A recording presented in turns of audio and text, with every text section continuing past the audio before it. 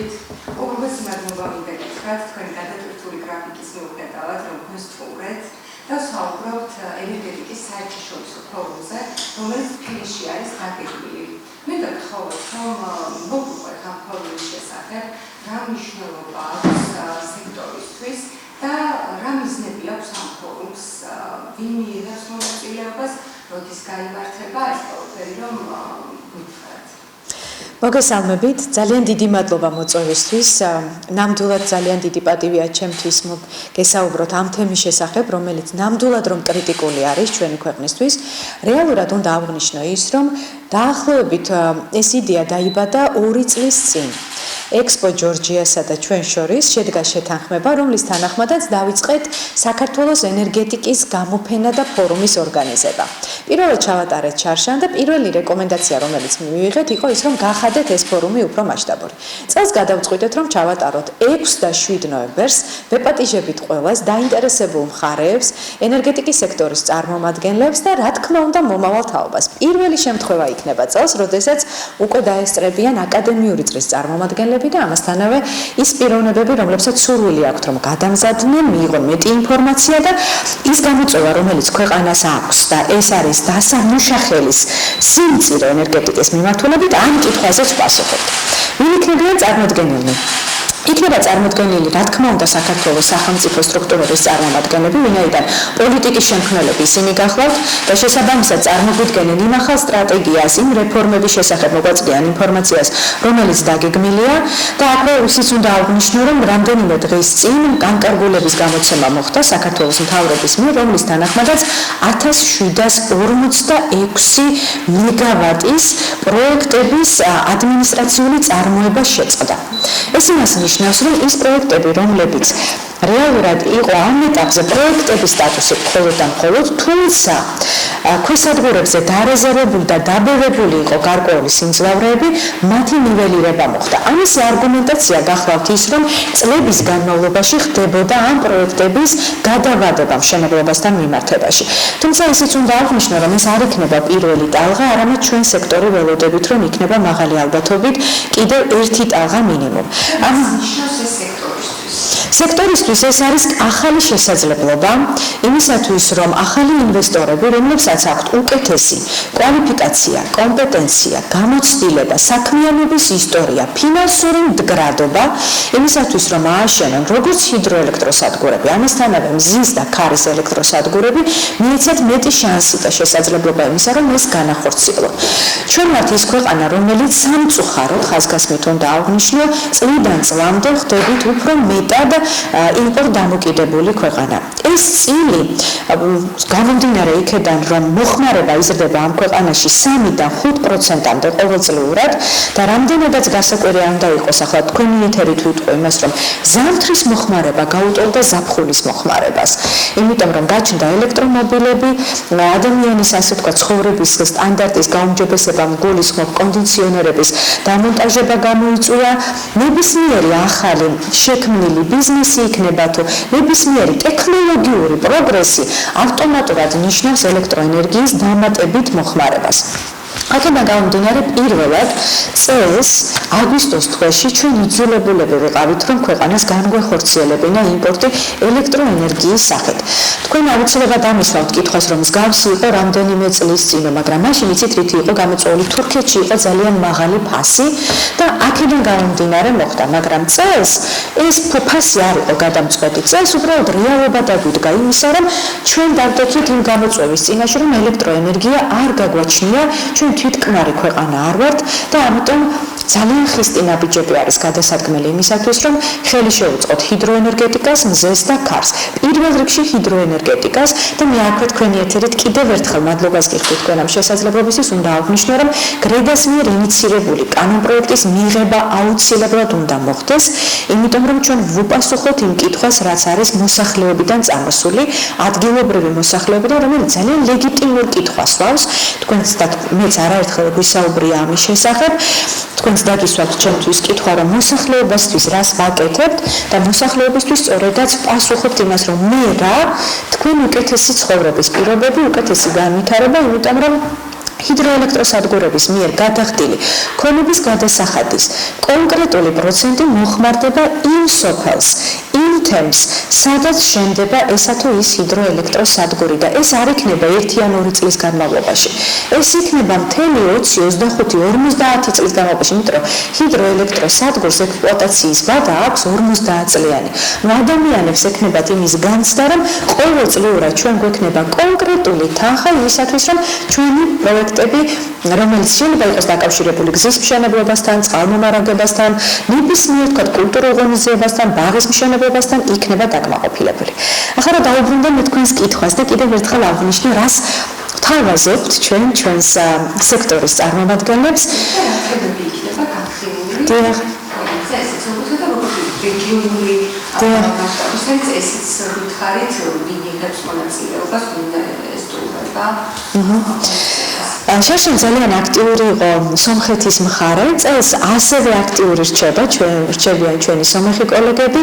რა თქმა უნდა დაემატა უკვე თურქეთის მხარე, ჩინეთის მხარე, ევროპული ქვეყნები, უფრო გამრავალფეროვანი და საკითხები, რომელსაც ჩვენ განვიხილავთ, იქნება გამოწვევები და შესაძლებლობები, რომელიც აქვს მზის კომპანიებს, რომლებიც ცდილობენ, რომ რაც შეიძლება მეტი ინოვაციური ტექნოლოგია შემოიტანონ ჩვენს ქვეყანაში, რაც შეიძლება მეტი მზის ელექტროსადგური აშენდეს ამ ქვეყანაში.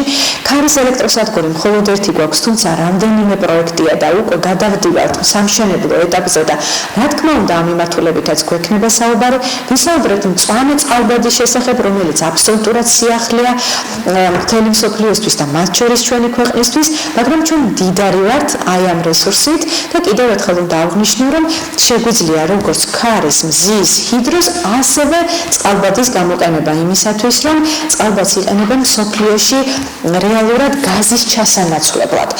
მე დარწმუნებული ვარ, ბევრი ადამიანი და მათ შორის თქვენც წარმოვიყენებთ არგუმენტს და მეტყვით იმას, რომ ეს არის მალფეთქებადი ნივთიერება. ნამდვილად გეთანხმებით, თუმცა უამრავიც დატარდება ახლა მსოფლიოს განვითარებულ ქვეყნებში იმისათვის, რომ წყალბადი იყოს დაცული, მისი მოხმარება იყოს დაცული და ადამიანის სიცოცხლისთვის ის რა თქმა უნდა არ იყოს საფრთხის შემცველი.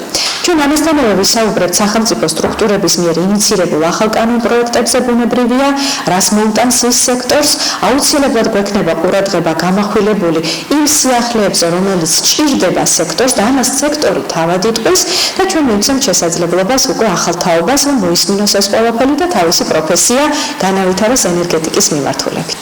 სამომავლოდ როგორი სიხშირით ჩატარდება გეგმაში რა გაქვთ ფორუმთან და გამოფენასთან დაკავშირებით? ეს ძალიან კარგი კითხვაა, იმიტომ რომ წინა წელს, როდესაც ჩვენ საუბრობდით ამის შესახებ, გვქონდა იმისი განცდა და ემოცია, რომ ეს უნდა იყოს ყოველწლიური. წელს კი გიდასტურებთ და ნამდვილად ვამბობთ იმას, რომ ყოველ წელს ჩვენ მივუძღვნით საქართველოს ენერგეტიკის ფორუმს და გამოფენას, აუცილებლად დაუთმობთ დროს, ორი პარტნიორი ვართ, ექსპო ჯორჯია და ბუნებრივია გრედა და ამ შემთხვევაში ჩვენ ამ სპონსორი შაშან იყო TBC ბანკი, წელს არის პროკრედიტ ბანკი და დიდი იმედი მაქვს, რომ მომავალ წელსაც ჩვენ გვექნება შესაძლებლობა იმისა, რომ ეს ღონისძიება იყოს კიდევ უფრო მასშტაბური და უფრო მეტი შესაძლებლობა მივცეთ ჩვენს რეგიონს, რომ ჩამოყალიბდეს ერთ-ერთ მნიშვნელოვან, შეიძლება ითქვას, ჰაბად, განსაკუთრებით საქართველოს, იმისათვის, რომ ელექტროენერგიის არა მარტო თვითკმარი გავხდეთ, როგორც თქვენ აღნიშნეთ თქვენი საუბრის დასაწყისში, არამედ ექსპორტიორი და შავი ზღვის წყალქვეშა კაბელის მშენებლობას მივცეთ კიდევ ერთი მამოტივირებელი არგუმენტი, თუ რატომ ჭირდება ჩვენს ქვეყანას. ამჟამად იმპორტის წილი რამდენი არის?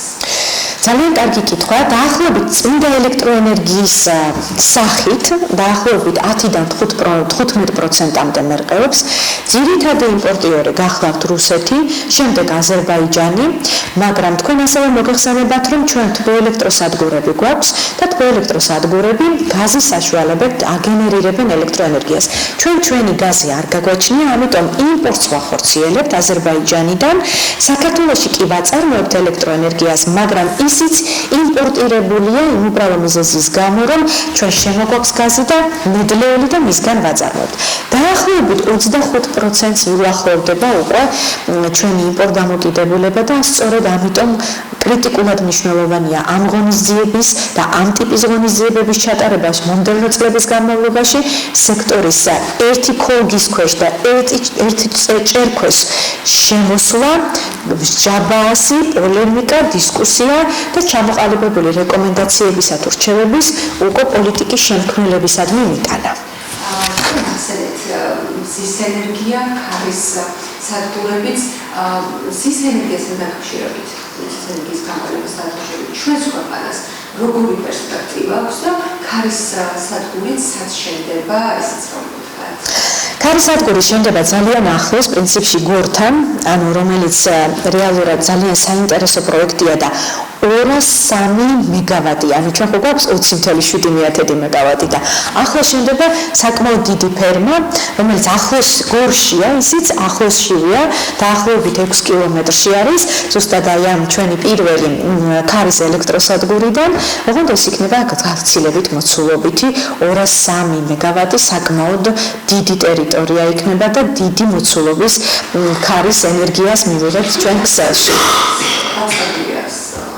დიახ, ანუ feasibility study დასრულებული და სამშენებლო ეტაპზე არის გადასული და თქვენ დარწმუნებული ვარ სოციალურ ქსელში ნახავდით კიდევაც რამდენიმე ვიდეოს, როდესაც ჩვენი თანამემამულენი კითხვებს სვავენ, რა არის ეს, რისი გადატანა ხდება და ეს არის, აქვე ახსნით თქვენი ეთერით, ეს არის ფრთები.